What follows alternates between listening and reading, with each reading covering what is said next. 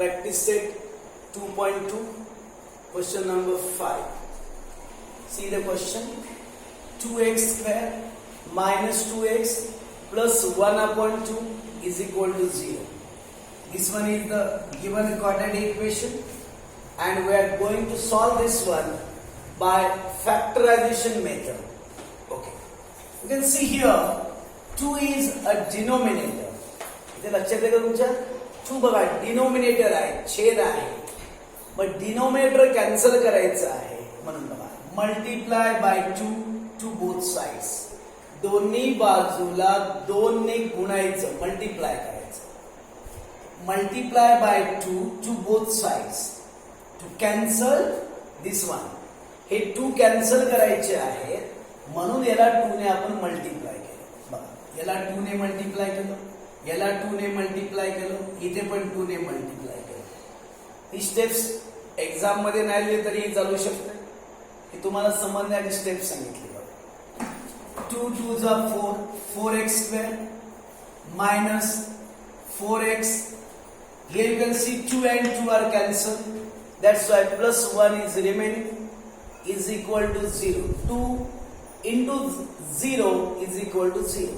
That's why the quadratic equation 4x square minus 4x plus 1 is equal to 0. You can see here this one is the standard form equation is formed.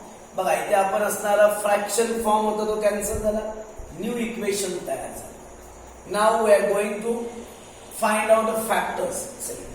At first make the multiplication of these two numbers, 4 and 2. 4 ones are 4. Here you can see the third term is positive. That's why you have to make the addition to get the middle term. लक्षात येत असेल, तुम्हाला formula शिकवलेला आहे, सांगितलंय बघा. जर third term positive असेल तर 2 फॅक्टर्सची ऍडिशन करायची, मग मिडल टर्म मिळणार. आणि दोघांना आपण equal sign, same sign, middle टर्मचं साइन द्यायचं. बघा 4 चे फॅक्टर्स 2 2 जा 4, 2 आणि 2 ची ऍडिशन किती येते, 4 येते. दोघांनाही सेम साइन दिलं बघा, मिडल टर्मचं साइन. का सेम साइन बघा, थर्ड टर्म पॉझिटिव्ह असेल, दोघांची ऍडिशन करायची आणि दोघांनाही सेम साइन द्यायचं, म्हणून दोघांना minus minus sign. 4x square minus 2x. याला आपण 2 पार्ट मध्ये घ्यायचंय. मायनस 2x हे पुन्हा minus 2x plus 1 is equal to 0. You have to find common factor between these two. या दोघांमध्ये कॉमन फॅक्टर्स फाइंड करायचे. कॉमन फॅक्टर्स फाइंड करतो का, इथे 4 आहे, इथे 2 आहे. 4 आणि 2 ला 2 ने डिवाइड होईल. इथे बघा या दोघांना पण x कॉमन दिसतोय बघा, म्हणून 2x कॉमन आहे. Now you have to divide by 2x to these 2 terms. या 2x ने याला डिवाइड करायचं आणि इथे घ्यायचं. 2 ने 4 ला डिवाइड केलं, 2 2 जा 4. इथे x बघा स्क्वेअर होता म्हणजे 2 टाइम होता, 1 टाइम बाहेर गेला म्हणजे 1 टाइम. इथे साइन मायनस आहे, याने याला डिवाइड केला. 2 1 जा 2, x बाहेर गेला त्यामुळे फक्त कोणी नाही, मायनस 1 आलेला आहे. इथे दोघांमध्ये कॉमन कोणच नाही म्हणून इथे साइन मायनस आहे बघा, म्हणून मायनस 1 ब्रॅकेट मध्ये 2x minus 1 is equal to 0. इथे बघा आपण इथे प्लस साइन आहे, मग इथे मायनस का झालं. Here you can see there is plus sign, but I have written here minus. Why?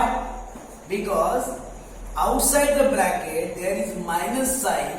That's why this sign is changed. लक्षात घ्या, ब्रॅकेटच्या बाहेर मायनस साइन आहे, त्यामुळे आतलं साइन चेंज होऊन मायनस होणार. We can see here 2 brackets are same, 2x minus 1. So you have to write it once. Second bracket 2x minus 1 is equal to 0. See here, this one is the common bracket. That's why write it once. एकदाच लिहा. आणि ब्रॅकेटच्या बाहेर जे आहे त्याला दुसरा bracket. 2x minus 1 is equal to 0. 2x minus 1 is equal to 0. 2x is equal to 1 or 2x is equal to 1. X is equal to 1 upon 2. 2 इकडे multiply, इकडे गेल्यावर डिवाइड होती. एक्स ची व्हॅल्यू 1/2.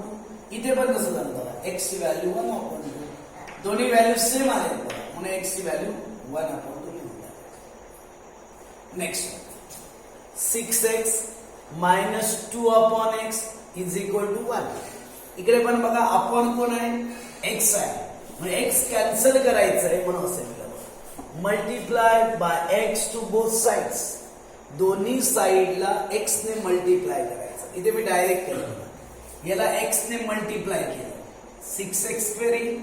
याला जर आपण एक्स ने मल्टिप्लाय केलं तर एक्स आणि एक्स काय होईल, कॅन्सल होईल आणि फक्त 2 राहतील.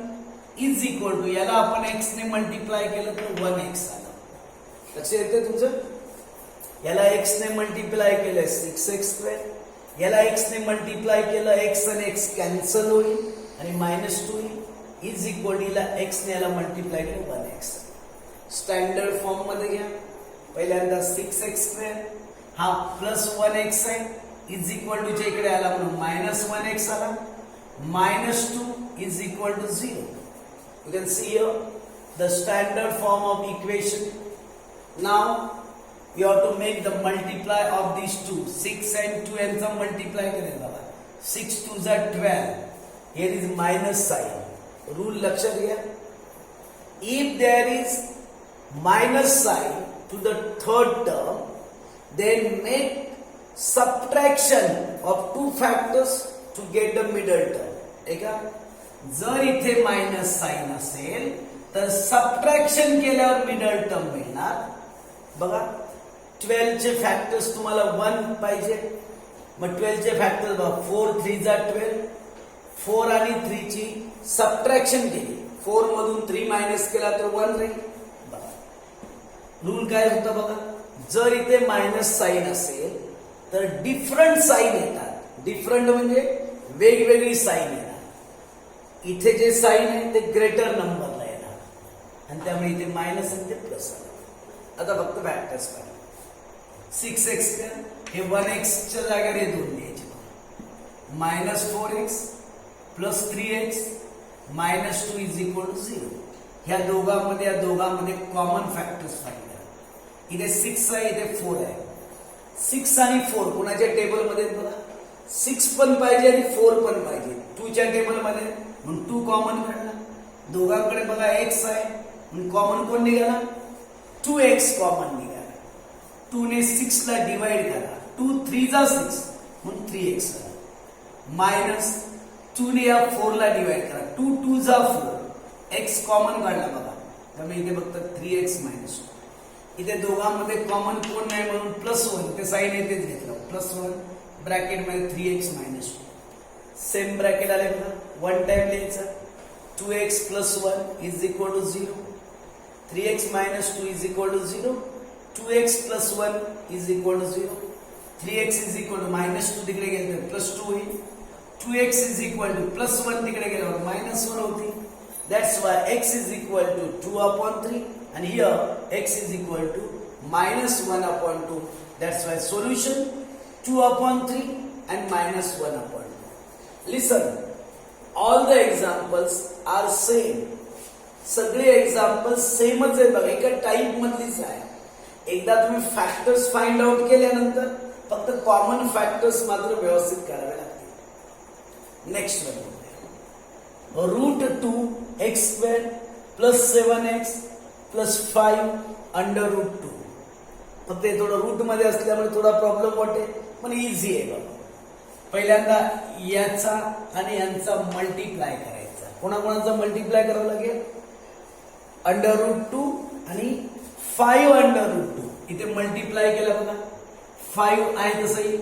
√2 ने √2 ला मल्टिप्लाय केलं, √2 ने √2 ला जर मल्टिप्लाय केलं तर किती येतं, फक्त 2 येणार आहे.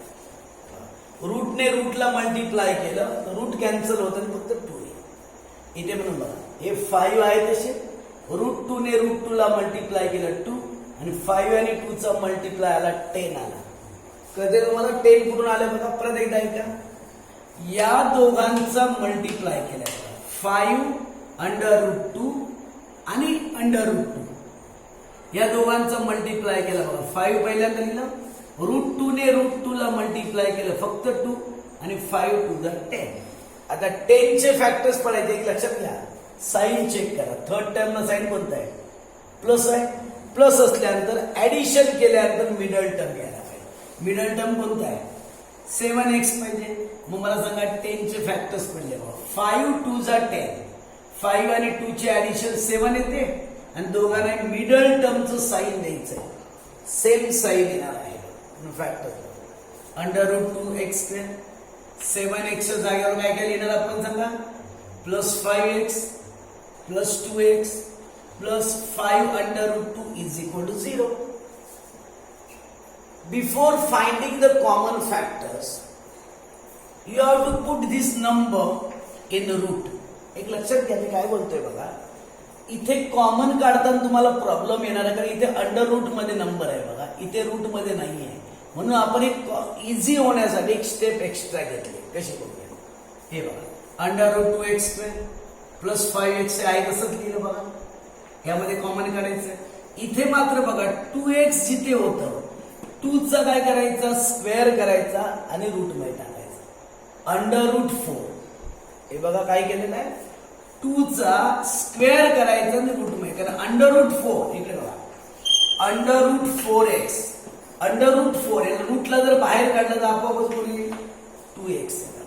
हे कॉमन काढताना इझी व्हायला पाहिजे म्हणून अशा प्रकारे घेतलं. परत एकदा ऐका काय केलंय. हे आहे तसं लिहायचं. याला रूट मध्ये टाकायचं आहे.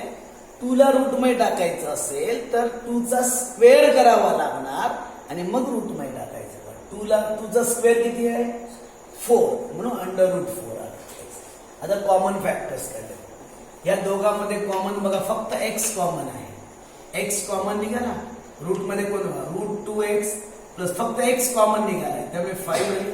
इथे एक लक्षात घ्या या दोघांमध्ये कॉमन कोण निघतोय बघा. इथे रूट मध्ये 4 आहे. इथे रूट मध्ये 2 आहे.